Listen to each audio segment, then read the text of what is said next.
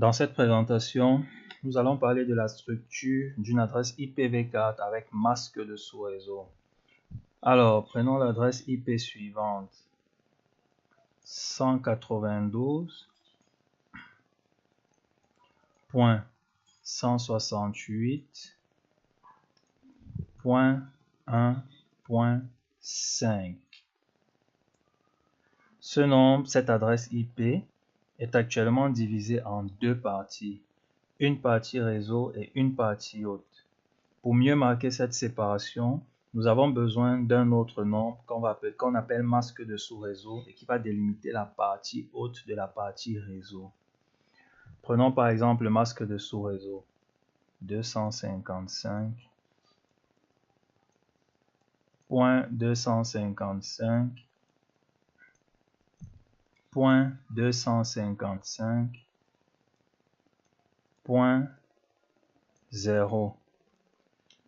En écriture binaire, ce masque de sous-réseau correspond à 1, 1, 1, 1, 1, 1, 1, 1, point 1, 1, 1, 1, 1, 1, 1, 1, point 1, 1, 1, 1, 1, 1, 1, 1, point 0, 0, 0, 0, 0, 0, 0, 0. En écriture binaire également, 192.168.1.5 correspond à 1, 1, 0, 0, 0, 0, 0, 0, point 1, 0, 1, 0, 1, 0, 0, 0, point 0, 0, 0, 0, 0, 0, 0, 1, point 0, 0, 0, 0, 0, 1, 0, 1. Le masque de sous-réseau, comme son nom l'indique, est un masque qui va en quelque sorte couvrir la partie de l'adresse IP qui sera appelée partie réseau ou identifiant réseau, et le reste de l'adresse IP constituera la partie hôte ou identifiant hôte. Alors, on va considérer que dans le masque de sous-réseau, tous les bits à 1 vont couvrir tout ceci. Tous les bits à 1 vont couvrir tout ceci. Tous les bits à 1 vont couvrir tout ceci. Vous voyez, on est en train de partir par groupe de bits. Et tous les bits à 0 ne vont rien couvrir du tout. Il en résulte que l'adresse IP 192.168.1.5 comprend deux parties. La partie couverte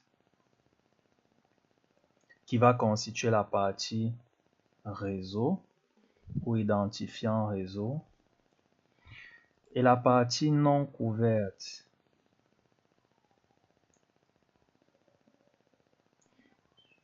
qui correspond à ce 5 qui va constituer l'identifiant hôte.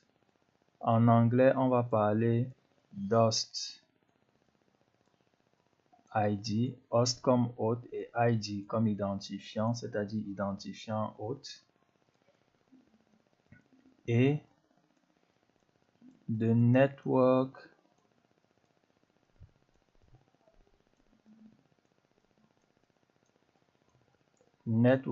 ID. Network comme réseau en anglais et ID comme identifiant, c'est-à-dire identifiant réseau. À présent, on va prendre un autre exemple.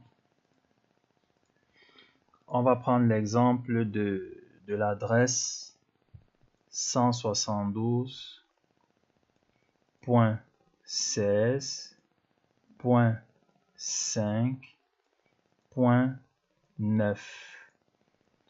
On va prendre pour masque de sous-réseau cette fois-ci 255.255.0.0 0.0. Premier 255. Si on fait une conversion en binaire pas à pas, vous verrez que le premier 255, tous les bits seront à 1 et couvriront 172. Le second 255, tous les bits également seront à 1 et couvriront 16. 0, tous les bits logiquement sont à 0 et ne couvrent rien du tout. Ici également, tous les bits étant à 0, ça ne couvre rien du tout. On peut en conclure que dans l'adresse IP 172.16.5.9, on a une partie réseau qui est 172.16 et une partie haute qui est la .5.9.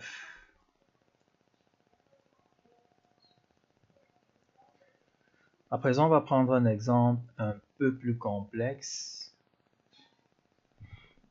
On prend l'exemple de l'adresse 168.5.130.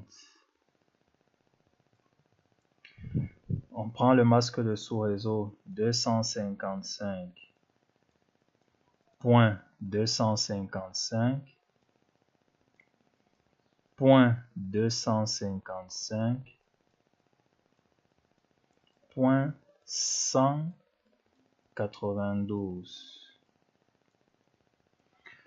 Alors, en toute logique, 255 va couvrir 192, 255 va couvrir 168, 255 va couvrir 5, et 192, on n'est pas sûr, on ne sait pas quelle partie exactement il va couvrir dans 130.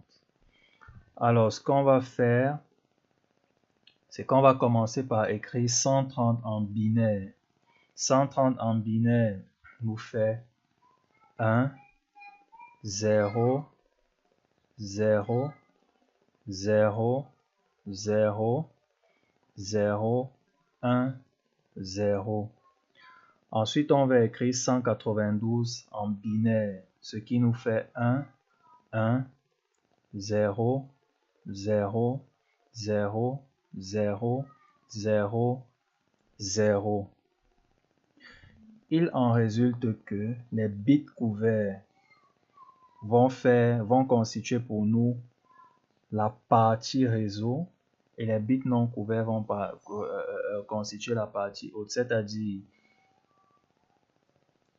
1 et 1 vont couvrir 1 et 0 dans 130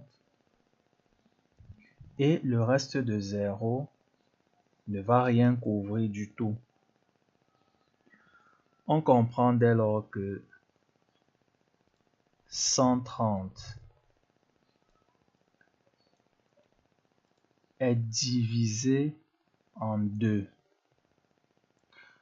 Cette première partie qui serait égale à 128 va faire partie de l'identifiant réseau et la seconde partie qui serait égale à 2 sera l'identifiant hôte.